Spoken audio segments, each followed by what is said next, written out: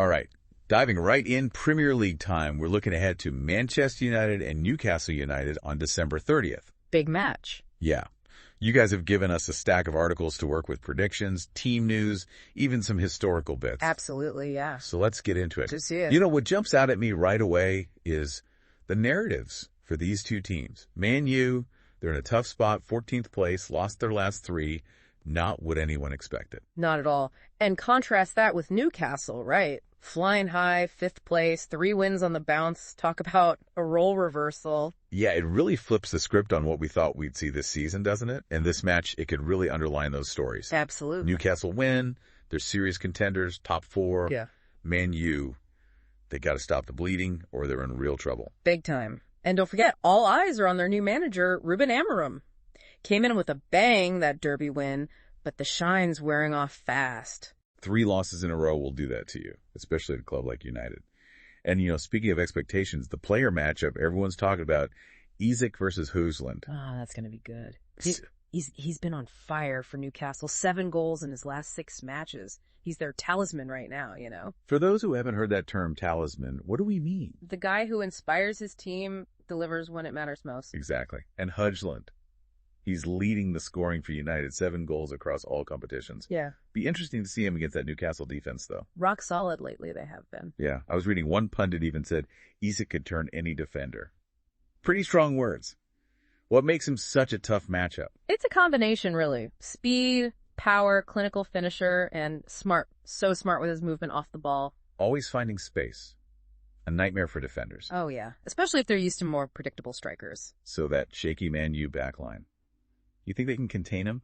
That's the million-dollar question. And to make it even harder, Amorim has to figure that out without 2 key players. Ah, yes. The suspension drama.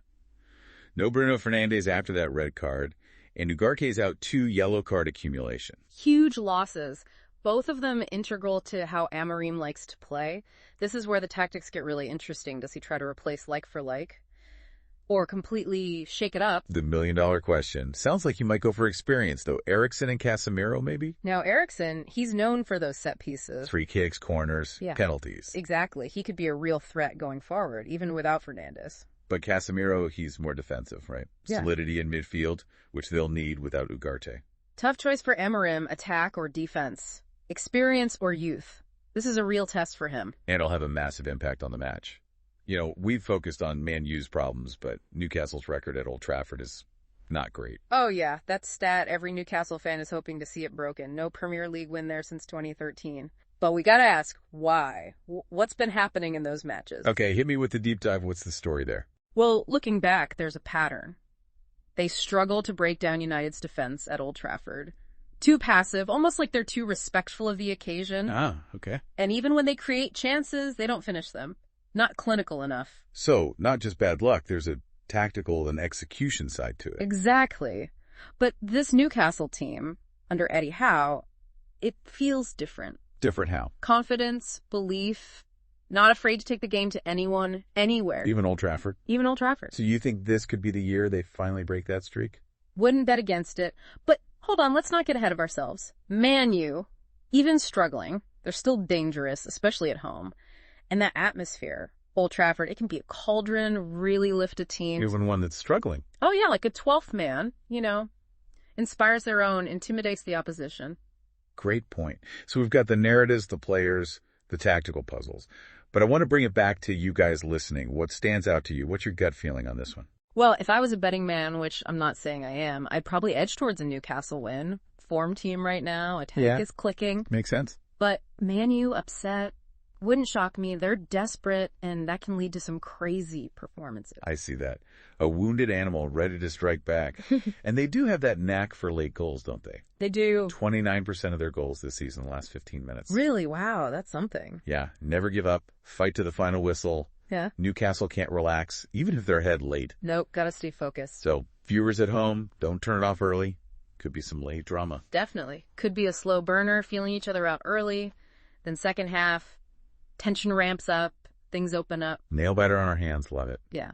Okay, shifting gears a bit. Let's talk betting odds, predictions. Got all these sources here, and most seem to favor Newcastle. Right. Yeah. Odds around 75. So $5 on Newcastle gets you 7 if they win. Reflects their form. And Man U missing those key players. Yeah. But how the pundits see it playing out, that's interesting. What are they saying? Some think low scoring, 2-0 to Newcastle, maybe, even a 0-0 draw.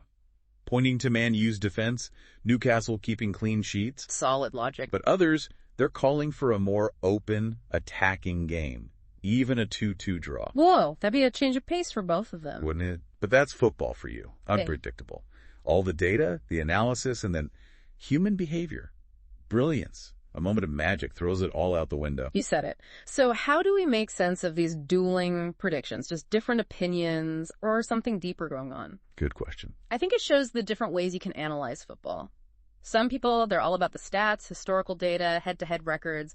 Others, they look at team morale, tactical flexibility, the mental side of things. So it's not just number crunching, it's understanding the game, the human element. Exactly. That's why predicting football is so tough and so fascinating. No one a right answer. You gotta look at it all, weigh the evidence, make your best guess. But even the best guess can be wrong. That's why they play the game, right? You gotta, the ball's round, anything can happen on match day. Now, let's dig a bit deeper into those suspensions for Man U. No Fernandes, no Ugarte. How do you think Amorim approaches this without them? Well, Fernandes, he's the captain, the creative spark, makes things happen in attack. Ugarte, he provides that shield, lets Fernandes roam free. So replacing both of them? That's tough. Very tough. What are his options? We talked about Eriksen, Casemiro, anyone else you might consider? Well, if he wants to go all-out attack, there's Donny van de Beek. Talented midfielder, eye for goal. Oh yeah, Van de Beek. But hasn't played much this season, bit of a gamble. It would be high-pressure match like this, but sometimes you gotta roll the dice, right? Maybe Amorim thinks he needs to shake things up. Or he could move Rashford more central. He's been on the wing, but he can lead the line. Rashford, that's interesting. Pace, finishing, he could cause problems. But that's a big tactical shift, isn't it? Leaves a gap out wide that he needs to fill. It's a chess match. Every move has knock-on effects. Amorim's got to be thinking steps ahead how Newcastle will react. So it's not just plugging holes. It's making the team work as a unit, even without those key guys. Absolutely. And that's what makes this so fascinating. We'll see Amorim's tactical mind, how he adapts under pressure. And the players, how they respond without their captain. This is a match where someone unexpected could become the hero. Yeah, players on the fringes, their chance to shine. And that's football, right? Team sport.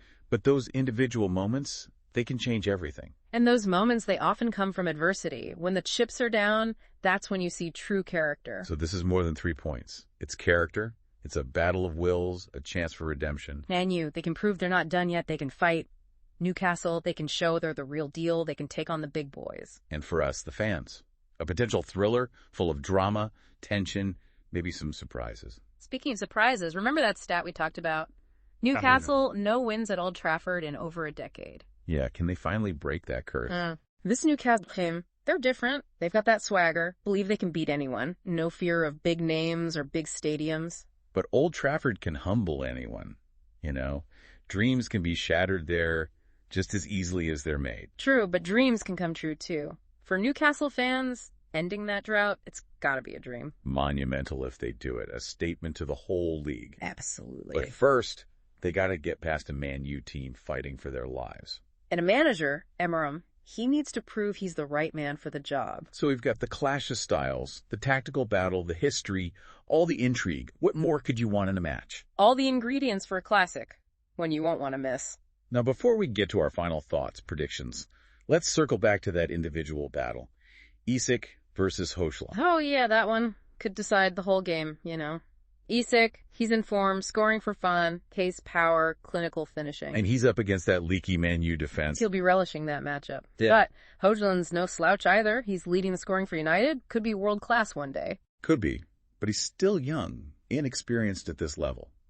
Big test for him. It is. And it goes beyond just them, too. You know, the service they get, support from their teams, the manager's tactics. Right. Who creates the chances, who exploits the weaknesses, who takes their opportunity. And in the end, who wants it more? The hunger, the desire, the will to win. In a match like this, with everything on the line, that can make all the difference. Deciding factor between winning and losing, between heartbreak and joy. So, as we head into the final stretch here, let's think bigger picture. What does this match mean for these two teams? for their seasons, their ambitions. Newcastle, a win. That's a huge statement. Cemented in the top 4, telling everyone they're serious about Champions League football. And Man U. Man U, they need this win. Another loss, they're in a crisis. Amarim's under pressure. So it's not just points, it's momentum, it's confidence, it's proving a point. It's about where they're going, what they want to achieve, where they stand in the Premier League pecking order. And the fans, right, the passionate, loyal fans who live for their clubs. Cheering their hearts out, willing their team on, hoping for that magic moment, that bit of glory. Because that's football, isn't it? The emotions, the passion, the drama, winning and losing together. The stories that are written, the legends that are made, the memories we keep forever. So as we get closer to kickoff, let's enjoy the anticipation, the excitement, the unknown. The unpredictability, the chance for something amazing, the beauty of the game. Because that's what makes football so captivating. The journey, the suspense, the roller coaster of emotions, it keeps us coming back for more. And this match, Man U and Newcastle, this could be a wild ride. So buckle up, folks. It's going to be a good one. All right, so we've covered a lot. Man U struggling, Newcastle rising, those suspensions, and of course, Isak versus Højlund. But now I want to hear from you guys listening. What are your predictions? What are you most excited to see? For me, it's how Amarim handles things without Fernandes and Ugarte. Does he play it safe, focus on defense, or does he stick to that attacking style and try to outscore Newcastle? Yeah, big question. And it kind of makes you think about managerial philosophies in general, right? Some managers, they adapt, change things up depending on the opponent. Others, they have their system, their way of playing, and they stick to it no matter what. Exactly. Amarim, we've seen both sides from him at Man U, a bit of both. But this match, that's a real test. Can he adapt when the pressure's on? And don't forget the mental side of it. Man U, 3 losses in a row, their confidence can't be high. How do they bounce back from that? How do they find that belief that they can take on a team like Newcastle? That's where the manager's so important, isn't he, Amarim? He's got to rally the troops, give them that sense of purpose, convince them they can turn it around, they can still achieve something this season. You know, maybe, just maybe, losing Fernandes and Ugarte, could that actually be a good thing? Forces other players to step up, take responsibility, show what they can do. Sometimes you need a bit of adversity to bring out the best in a team. It happens, doesn't it? Everyone writes a team off, expectations are low, and boom, they surprise everyone. So Man U fans, don't give up hope just yet. This match, it could be the turning point. And Newcastle fans, this is your chance. Prove that it's not just a fluke, you're here to stay. Make history. End that Old Trafford drought. Show everyone you're a real top 4 contender. Prove you belong with the best. You can compete at the highest level.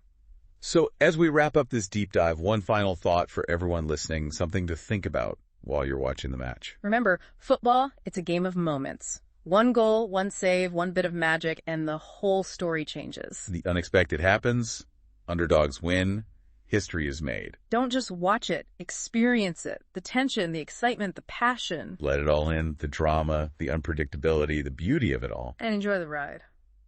That's all from the Deep Dive this week. Make sure you subscribe so you don't miss our next episode, where we'll be back to break down all the action from this massive Man U Newcastle clash. See you next time.